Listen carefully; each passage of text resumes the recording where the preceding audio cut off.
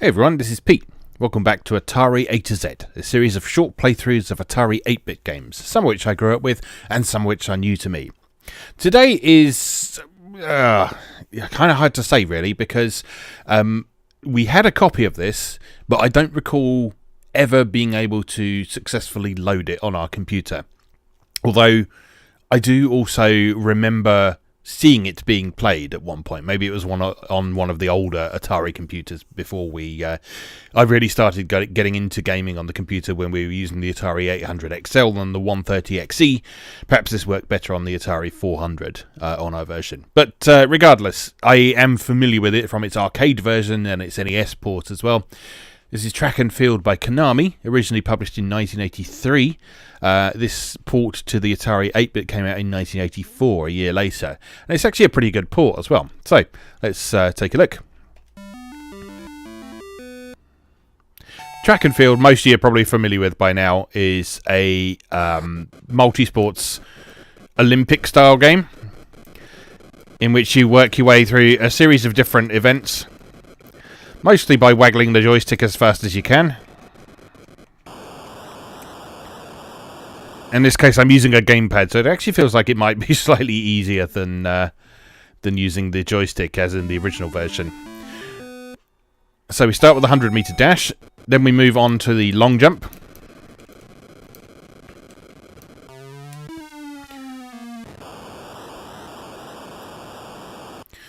And the long jump requires you to press the fire button, and you hold down the fire button to set your angle, and then release to jump. And you've actually got to release before you hit the line.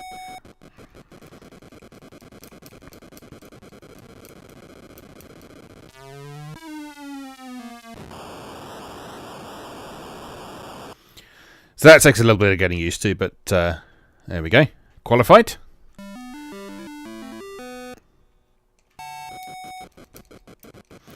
I always like the sprites in this. The fact they look like they've all got moustaches.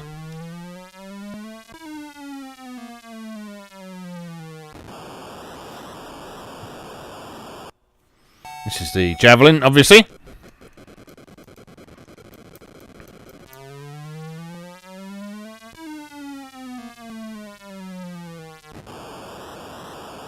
I also like the fact that the guy's hair is obviously a different sprite from the rest of his body as well, because if you look carefully, his hair moves slightly separately to his body.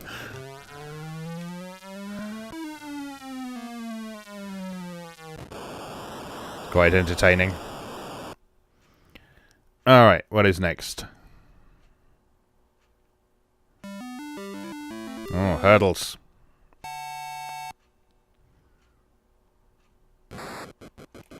I always used to like these Olympic games, and I know we still get the odd one nowadays, but I never feel they have quite the same magic as some of these older ones. I used to particularly like the old Epics ones, summer games, winter games, that sort of thing. Track and Field is one of the most well-known ones. Oh, I didn't qualify that time.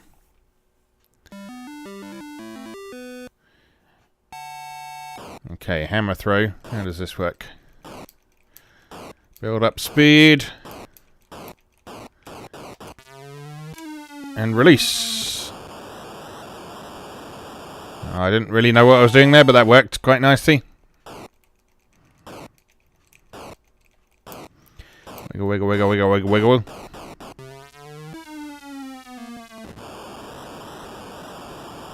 Exactly the same. Yeah, I was saying, I used to really like these sort of multidiscipline sports games. I know sports games are not a popular thing to talk about collecting or anything these days, but exactly the same distance each time. What are the chances? But yeah, the 8-bit era, and sort of partly into the 16-bit era as well, I guess.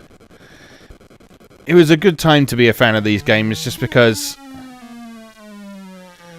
there are a lot of them around. There are things like Activision's Decathlon was a well-known one. That was pretty much a clone of this game. It was Daley Thompson's Decathlon. Can't remember if that came out on the Atari or not, but it definitely came out on systems like the Spectrum and the Commodore 64 and so on. And that was obviously an early example of a... Oh no! An early example of a tie-in with a celebrity, which is something we started seeing a lot more in the PlayStation era.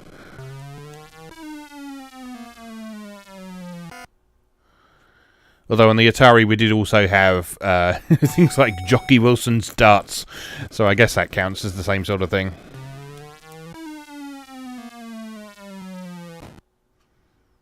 Not really sure I understand how this one works, because the actual jump and release mechanics doesn't seem to be quite the same as the other ones.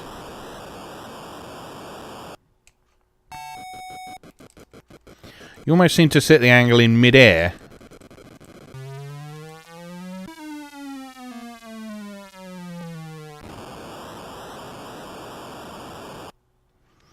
But as with a lot of these games,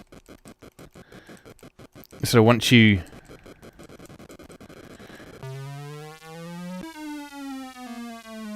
nail the basic idea of how to do it, it's pretty easy to take it as far as you possibly can. But the other nice thing about these games is that they're really easy to learn. Oh no, that didn't work. They're really easy to learn because the controls are really straightforward. They used to just absolutely destroy joysticks because of the necessity of waggling them to build up the power and so on. But anyone could get a good feel for how they worked. Simply because everyone knows how to waggle a joystick and press a button.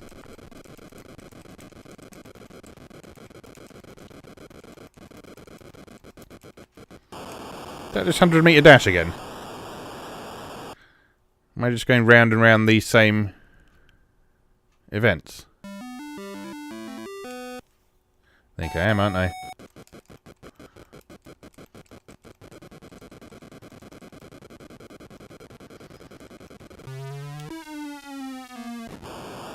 Oh well. Get to see my excellent performance once again.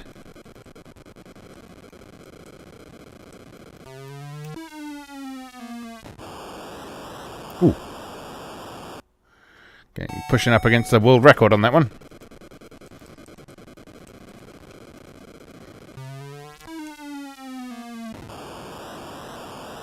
Nice.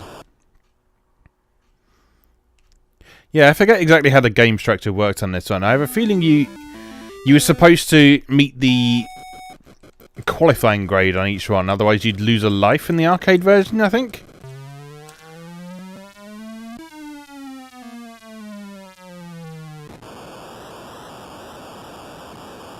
Ooh, world record for that one. But it seems to be pretty easy to beat that arcade record, and I don't seem to have been punished on the occasions when I haven't met it, so... I don't know. We'll do another sequence around these events, because it doesn't take very long. That's not very good.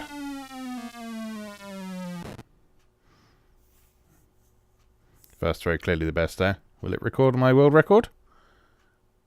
I don't know. Maybe.